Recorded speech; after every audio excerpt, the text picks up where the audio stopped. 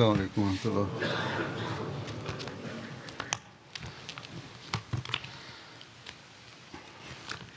أشهد أن لا إله إلا الله وحده لا شريك له وأشهد أن محمدا عبده ورسوله.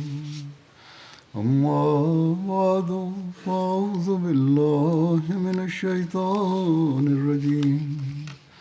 بسم الله الرحمن الرحيم. الحمد لله رب العالمين الرحمن الرحيم مالك يوم الدين. إياك نعبد وإياك نستعين. اهدنا الصراط المستقيم صراط الذين أنعمت عليهم غير المغضوب عليهم ولا الضالين. ഇന്ന് നമ്മളും ഇവിടെ സൂര്യഗ്രഹണ നമസ്കാരം സലാത്തുൽ കുസൂഫ് അനുഷ്ഠിക്കുകയുണ്ടായി. യൂറോപ്പിലെ മിക്ക രാജ്യങ്ങളിലും അതുപോലെ അമേരിക്കയിലെ ചില ഭാഗങ്ങളിലും കാനഡയിലും ചില ആഫ്രിക്കൻ രാഷ്ട്രങ്ങളിലും അതുപോലെ തന്നെ മൗറിത്താനിയ, മൊറോക്കോ തുടങ്ങിയ സ്ഥലങ്ങളിലും ഗ്രഹണം നടന്നെന്നാണ് എനിക്ക് മനസ്സിലാക്കാൻ സാധിക്കുന്നത്. അപ്രകാരം തന്നെ റഷ്യയുടെ രാജ്യങ്ങളിലും ചുറ്റുവട്ടങ്ങളിലും ഗ്രഹണം സംഭവിക്കുകയുണ്ടായി. സൂര്യചന്ദ്രഗ്രഹണങ്ങൾ സംഭവിക്കുമ്പോൾ 2 റക്അത്ത് നഫൽ ഐച്ഛിക നമസ്കാരം അനുഷ്ഠിക്കുന്നത് നബി തിരുമേനി സല്ലല്ലാഹു അലൈഹി വസല്ലമയുടെ സുന്നത്താണ്, ചര്യയാണ്. അന്നേ ദിവസം പ്രത്യേകമായ നിലയിൽ ഇസ്തിഗ്ഫാർ ചെയ്യാനും, അതായത് പാപപ്പൊറുതി തേടാനും, സദക്ക ചെയ്യാനും, ദാനധർമ്മങ്ങൾ ചെയ്യാനും റസൂലുള്ളാഹി സ്വല്ലല്ലാഹു അലൈഹി വസല്ലം ഉണർത്തിയിട്ടുണ്ട്. ഇതുമായി ബന്ധപ്പെട്ട് ഹദീസു ഗ്രന്ഥങ്ങളിൽ ചില നിവേദനങ്ങൾ ഇപ്രകാരം വന്നിരിക്കുന്നു. സൂര്യഗ്രഹണം നടന്നപ്പോൾ റസൂലുള്ളാഹി സ്വല്ലല്ലാഹു അലൈഹി വസല്ലം സ്വഭവനത്തിൽ നിന്ന് ധൃതിപ്പെട്ട് പുറത്തേക്ക് വരികയുണ്ടായി. എന്നിട്ട് അരുൾ ചെയ്തു, ജനങ്ങളെ ഒരുമിച്ച് കൂട്ടുക, നമ്മൾ ബാജമാത്തായി ഇവിടെ 2 റക്അത്ത് നഫൽ നമസ്കരിക്കുന്നതായിരിക്കും. അതിനായി ബാങ്ക് വിളിക്കാൻ നിർദ്ദേശിച്ചില്ല, ഇതിനായി ബാങ്ക് വിളിക്കാറില്ല, മറിച്ച് ജനങ്ങളോട് സമ്മേളിക്കാൻ വിളംബരം ചെയ്യാനാണ് നിർദ്ദേശിച്ചത്. അങ്ങനെ ജനങ്ങൾ അവിടെ ഒത്തുകൂടി. റസൂലുള്ളാഹി സ്വല്ലല്ലാഹു അലൈഹി വസല്ലം വളരെ ദീർഘമായി 2 റക്അത്ത് നമസ്കരിപ്പിച്ചു. ഇത് സംബന്ധിച്ച് ഹസ്രത്ത് ആയിഷ റളിയല്ലാഹു തആല അൻഹയുടെ നിവേദനമുണ്ട്. അതുപോലെ ഹസ്രത്ത് അബ്ദുല്ലാ ബിൻ അബ്ബാസ് റളിയല്ലാഹു അൻഹുവിൻ്റെ നിവേദനവുമുണ്ട്. അവ ഞാനിവിടെ സംക്ഷിപ്തമായി അവതരിപ്പിക്കുന്നതാണ്. ഹസ്രത്ത് ആയിഷ റളിയല്ലാഹു അൻഹുവിൻ്റെ നിവേദനം പൂർണ്ണമായും ഞാനിവിടെ അവതരിപ്പിക്കാം. പറയുന്നു, തിരുനബി സല്ലല്ലാഹു അലൈഹി വസല്ലമയുടെ ജീവിത കാലഘട്ടത്തിൽ സൂര്യഗ്രഹണം സംഭവിക്കുകയുണ്ടായി. ചിലർ കരുതിയിരിക്കുന്നത്, ചിലരുടെ അഭിപ്രായം മക്കയിലും തിരുനബി സല്ലല്ലാഹു അലൈഹി വസല്ലം ഗ്രഹണം നമസ്കരിപ്പിച്ചു എന്നാണ്. എന്നാൽ മക്കയിൽ ആളുകൾക്ക്, മുസ്ലിങ്ങൾക്ക് ഒരുമിച്ച് കൂടാനുള്ള അവസരം ഉണ്ടായിരുന്നില്ല. അതുകൊണ്ട് അങ്ങനെ ഒരു നിവേദനമില്ല തന്നെ. മദീനയിൽ തന്നെയാണ് സൂര്യഗ്രഹണ നമസ്കാരം അനുഷ്ഠിക്കപ്പെട്ടത്. ഏതായാലും ഹദരത്ത് ആയിഷ റളിയല്ലാഹു തആല അൻഹ നിവേദനം ചെയ്യുന്നു, റസൂലുള്ളാഹി സ്വല്ലല്ലാഹു അലൈഹി വസല്ലമയുടെ ജീവിതത്തിൽ സൂര്യഗ്രഹണം ഉണ്ടായി. തിരുനബി സല്ലല്ലാഹു അലൈഹി വസല്ലം മസ്ജിദിലേക്ക് എഴുന്നള്ളി. ജനങ്ങൾ തിരുനബി സല്ലല്ലാഹു അലൈഹി വസല്ലമയുടെ പിറകിൽ സഫായി അണിനിരന്നു. തിരുനബി സല്ലല്ലാഹു അലൈഹി വസല്ലം അല്ലാഹു അക്ബർ എന്ന് ചൊല്ലി സുദീർഘമായി ഖിറാഅത്ത് ചെയ്തു, ഖുർആൻ പാരായണം ചെയ്തു. പിന്നെ തക്ബീർ ചൊല്ലി സുദീർഘമായി റുക്കൂം ചെയ്തു. ശേഷം സമി അല്ലാഹു ലിമൻ ഹമിദ എന്ന് ചൊല്ലി എഴുന്നേറ്റ് നിന്നു. നേരെ സുജൂദിലേക്ക് പോയില്ല. ആദ്യ റക്അത്തിലെ ആദ്യ ഖിറാഅത്തിനേക്കാൾ കുറച്ച് കുറവാണെങ്കിലും സുദീർഘമായി തന്നെ ഖുർആൻ ഓതി, തുടർന്ന് അള്ളാഹുവിൻ്റെ സ്തുതിച്ച് അല്ലാഹു അക്ബർ എന്ന് ചൊല്ലി സുദീർഘമായി റുക്കൂ ചെയ്തു. അത് ആദ്യ റുക്കുവിനേക്കാൾ ഹ്രസ്വമായിരുന്നു. തുടർന്ന് തിരുനബി സല്ലല്ലാഹു അലൈഹി വസല്ലം അള്ളാഹുവിനെ സ്തുതിച്ചു, സമി അല്ലാഹു ലിമൻ ഹമിദ റബ്ബന വലക്കൽ ഹംദ് എന്ന് ചൊല്ലി. പിന്നെ സുജൂദ് ചെയ്തു. തുടർന്ന് 2ാമത്തെ റക്അത്തിലും അത് തന്നെ തുടർന്നു. ഇപ്രകാരം തിരുനബി സല്ലല്ലാഹു അലൈഹി വസല്ലം 2 റക്അത്തിൽ 4 റക്അത്തും 4 റുക്കുവും അതുപോലെ തന്നെ 4 സുജൂദും ചെയ്യുകയുണ്ടായി. നമസ്കാരം കഴിയുന്നതിന് മുമ്പ് സൂര്യൻ മറനീങ്ങി പുറത്തു വന്നിരുന്നു. അതായത് അപ്പോഴേക്കും ഗ്രഹണം അവസാനിച്ചിരുന്നു. തുടർന്ന് തിരുനബി സല്ലല്ലാഹു അലൈഹി വസല്ലം ഖുത്ബയ്ക്കായി എഴുന്നേറ്റ് നിന്നു. അള്ളാഹുവിനെ അവൻ അർഹിക്കും വിധം സ്തുതിച്ചു. എന്നിട്ട് പറഞ്ഞു, സൂര്യനും ചന്ദ്രനും അള്ളാഹുവിൻ്റെ ദൃഷ്ടാന്തങ്ങളിൽപ്പെട്ട 2 ദൃഷ്ടാന്തങ്ങളാണ്. ആരുടെയും മരണം കാരണമായി അവയ്ക്ക് ഗ്രഹണം സംഭവിക്കുന്നില്ല. ആരുടെയും ജീവിതം അഥവാ ജനനവും അതിന് കാരണമാകുന്നില്ല.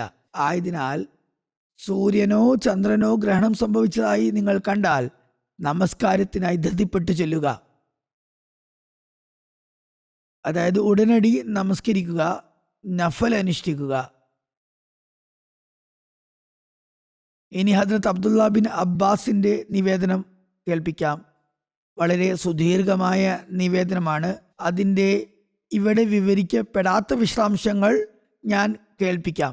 റസൂലുള്ളാഹി സ്വല്ലല്ലാഹു അലൈഹി വസല്ലം പറഞ്ഞു, സൂര്യചന്ദ്രന്മാർ ദൈവദൃഷ്ടാന്തങ്ങളിൽ പെട്ട 2 ദൃഷ്ടാന്തങ്ങളാണ്. ആരുടെയെങ്കിലും ജീവിത മരണങ്ങൾ കാരണം അവയ്ക്ക് ഗ്രഹണം സംഭവിക്കുന്നില്ല. അതുകൊണ്ട് നിങ്ങൾ ഗ്രഹണം കണ്ടാൽ ദൈവസ്മരണയിൽ മുഴുകുക. ഈ ഭാഗം കേൾപ്പിച്ചതാണ്. തിരുനബി സല്ലല്ലാഹു അലൈഹി വസല്ലം നമസ്കാര വേളയിൽ മുന്നോട്ടും പിന്നോട്ടുമായി ചലിക്കുന്നതായി ജനങ്ങൾ കണ്ടിരുന്നു. അക്കാരണത്താൽ അവർ തിരുനബി സല്ലല്ലാഹു അലൈഹി വസല്ലമയോട് ആരാഞ്ഞു, അള്ളാഹുവിൻ്റെ ദൂതരെ, താങ്കൾ നിന്നിടത്ത് നിന്നും എന്തോ കയ്യിലെടുക്കുന്നത് പോലെ തോന്നി. എന്നിട്ട് പെട്ടെന്ന് പിറകോട്ട് നീങ്ങുന്നതും ഞങ്ങൾ കണ്ടു. തിരുനബി സല്ലല്ലാഹു അലൈഹി വസല്ലം പ്രതിവചിച്ചു, എനിക്ക് സ്വർഗക്കാഴ്ച കാണാനിടയായി. സ്വർഗപ്പൂങ്കാവനത്തിലെ ഒരു പഴങ്കുല എടുക്കാനായി ഞാൻ കൈനീട്ടിയതായിരുന്നു. അതെനിക്ക് ലഭിച്ചിരുന്നെങ്കിൽ ലോകം നിലനിൽക്കുവോളം നിങ്ങളത് കഴിച്ചുകൊണ്ടിരിക്കുമായിരുന്നു. ശേഷം എനിക്ക് നരകാഗ്നി കാണിക്കപ്പെട്ടു.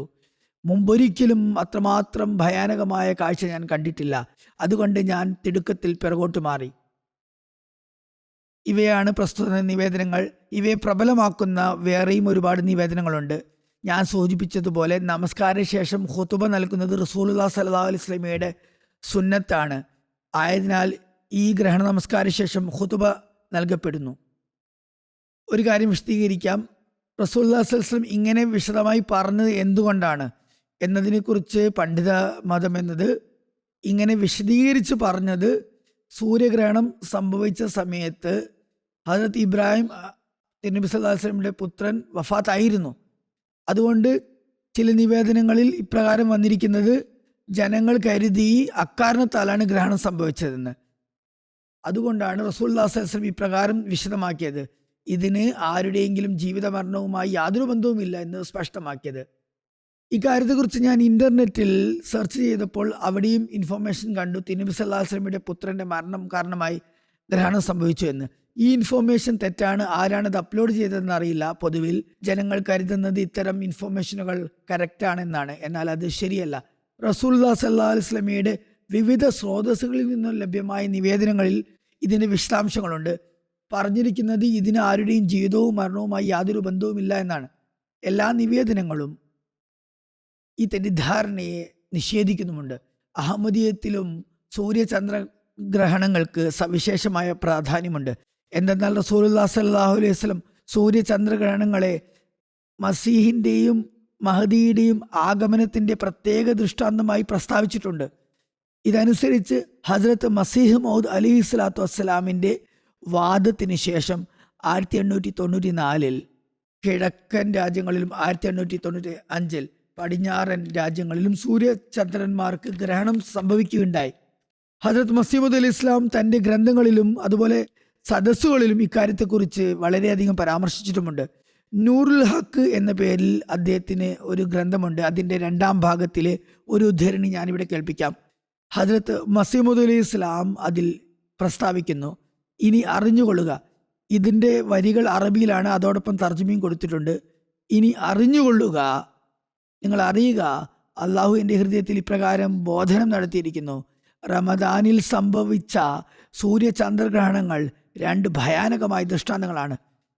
അത് ഒരു കൂട്ടരെ ഭയപ്പെടുന്നതിന് വേണ്ടിയാണ് വെളിപ്പെട്ടിരിക്കുന്നത്.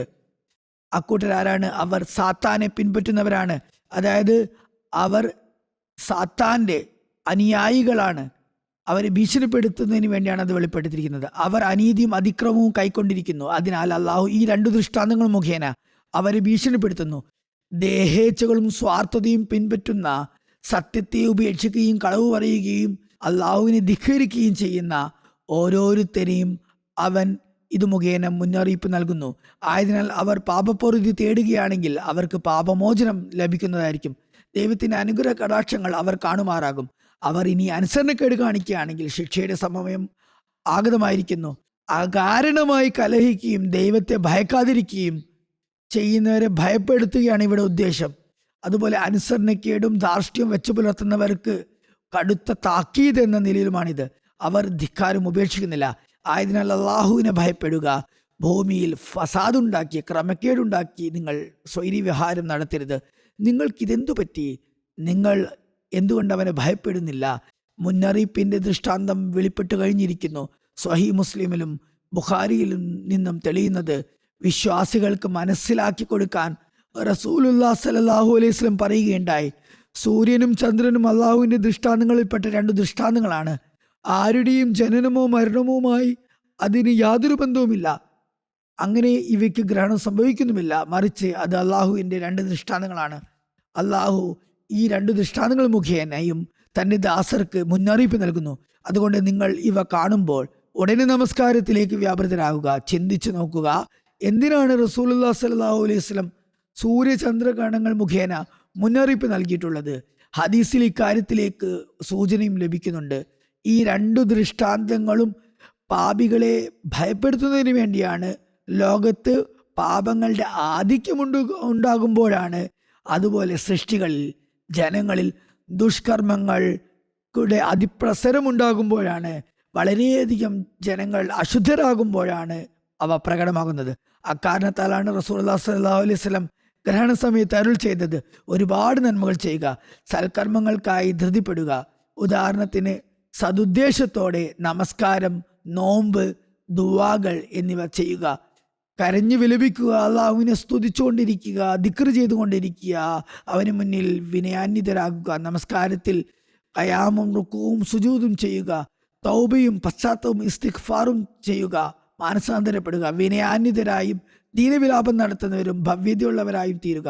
അതുപോലെ കഴിവനുസരിച്ച് പരോപകാരവും അടിമയെ മോചിപ്പിക്കലും കടബാധ്യതയുള്ളവരെ സഹായിക്കുകയും അനാഥ പരിപാലനവും ദൈവസമക്ഷം വിനയവും കാണിക്കുക.